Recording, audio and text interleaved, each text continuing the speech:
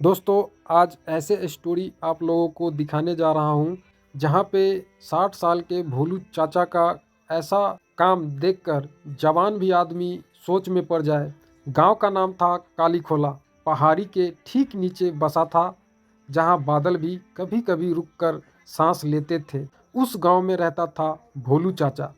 उम्र 60 के ऊपर, पर कमर अब भी सीधी। लोग कहते थे कि भोलू चाचा ने कभी किसी से उधार नहीं लिया, ना पैसा ना नमक। एक शाम भयंकर बारिश हुई, ऐसी बारिश कि पहाड़ भी डर जाए। नदी उफान आई, रास्ते बह गए। गांव के बाहर वाला पुराना पुल टूट गया।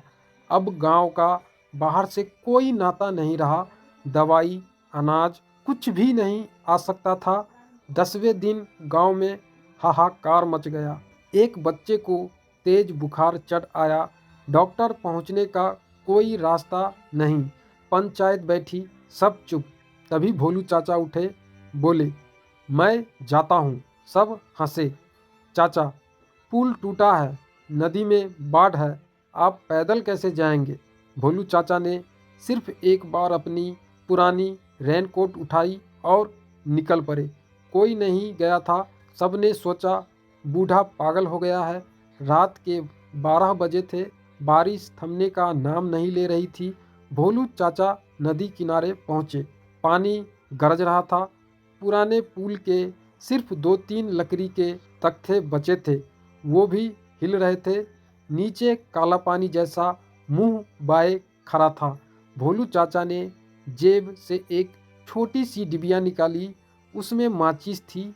एक माचिस जलाई, हवा में उठाकर देखा। हवा का रुख जाना था। फिर धीरे धीरे तख्तों पर चलने लगे। हर कदम पर लकड़ी चीखती।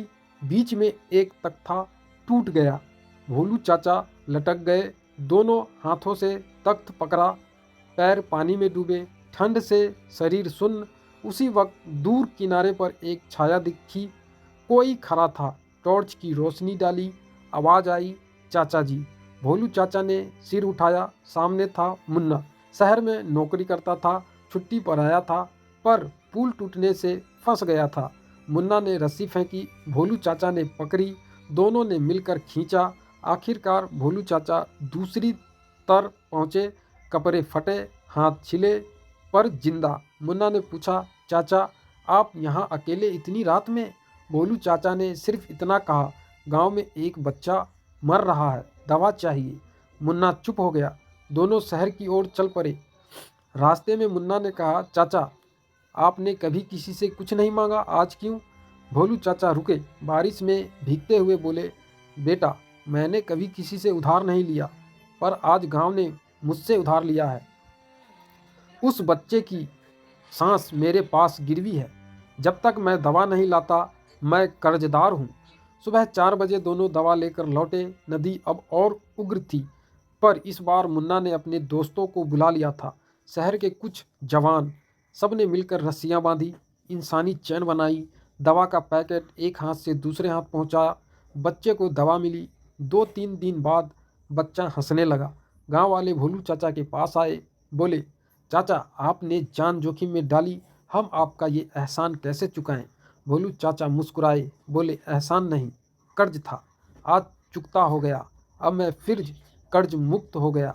फिर कभी किसी ने भोलू चाचा से उधार मांगा तो वो हंसकर देने लगे। लोग हैरान। पूछा, चाचा, पहले तो आप ना मना करते थे? भोलू चाचा बोले, पहले मैं सोचता था उधार लेना बोझ है, अब समझ आया कभी कभी उधार देना भी उतना ही बड़ा बोझ उठाना है। आज मैंने वो बोझ उतारा है, अब दिल हल्का है। कहानी ख़त्म। तो दोस्तों, आपको कैसा लगा ये स्टोरी? अगर अच्छा लगा तो इसी तरह के स्टोरी और पाने के लिए इस चैनल को सब्सक्राइब कीजिए, बेल आइकन को प्रेस कीजिए, ताकि जब भी ये ऐसा स्टोरी अपलोड हो तो आप तक जल्द से जल्द पहुंच जाए। और आपको स्टोरी के बारे में अगर कुछ पूछना हो या कहीं पे गलती हो गई हो तो नेक्स्ट स्टोरी में उसको हम सुधार करेंगे। इसके लिए आप कमेंट कर सकते हैं। मिलते हैं नेक्स्ट वीडियो में, तब तक के लिए जय हिंद, वंदे मातरम।